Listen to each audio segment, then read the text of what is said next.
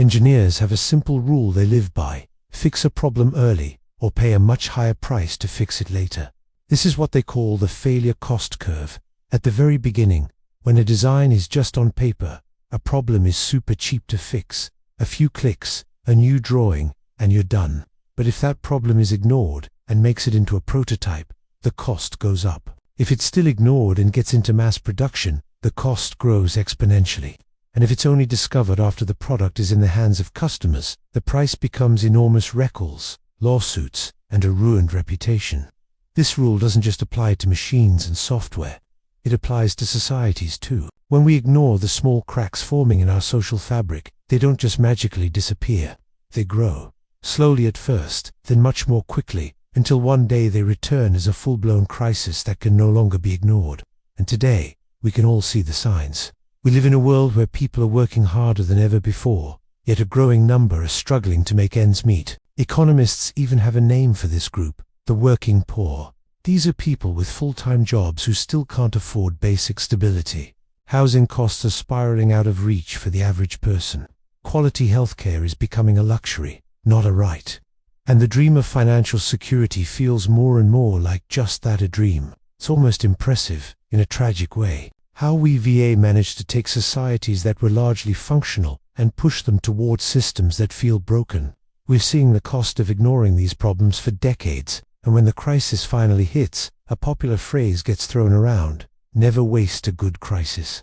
The idea is that a crisis can be a catalyst for meaningful change, an opportunity to rebuild things better than before. And that's not entirely wrong. But it only works if the people in charge actually know how to solve the problems that caused the crisis in the first place. If they just use the crisis to patch things up temporarily or to benefit a select few, then it's not an opportunity. It just becomes a bigger, more expensive disaster waiting to happen down the line. Which brings us back to a much simpler, more fundamental question. Why do we always wait for the crisis? Why not just fix the problems when they are small and manageable? The rule has always been clear, whether in engineering or in society: fix it early or pay extra later. The longer we wait, the more expensive our collective future becomes. Thanks for watching. There's a simple rule that engineers understand very well: fix a problem early or you'll pay a much higher price later. In engineering, this is called the failure cost curve. At the very beginning, when a problem first appears, it's cheap and easy to fix. But when that same problem is ignored, the cost starts to grow.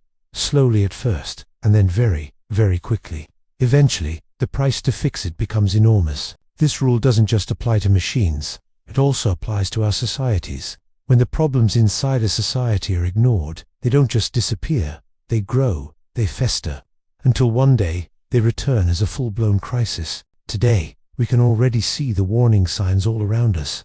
People are working harder than ever before. Yet more and more people find themselves stuck in poverty. Economists even have a name for this group: the working poor. These are people who work every single day, sometimes multiple jobs, but still can't afford a stable life. Housing has become incredibly expensive, pushing the dream of owning a home out of reach for many. Healthcare is harder to access and more costly than ever. Financial security feels like a distant, uncertain memory for a growing part of the population. Sometimes, I have to admit, it's almost impressive how we've managed to push a functioning society so close to a dysfunctional system. When things get this bad, another phrase often appears. Some people say, never waste a good crisis. And that idea isn't completely wrong. A crisis can be an opportunity for change. But that only works if the people in charge know how to handle it the right way. Because if they want to play that game, they have to play it right. Otherwise, the crisis won't become an opportunity. It will simply become a bigger, more painful disaster for everyone. And that's why a much simpler rule has always existed. It raises a simple question: why wait for the crisis at all? Why not just fix the problem when it's small? The rule has always been clear and simple: fix it early or pay extra later. I really hope the people in charge will see this message. The longer we wait to address these issues, the more expensive our future becomes. The choice is ours, but the clock is ticking. Thanks for watching.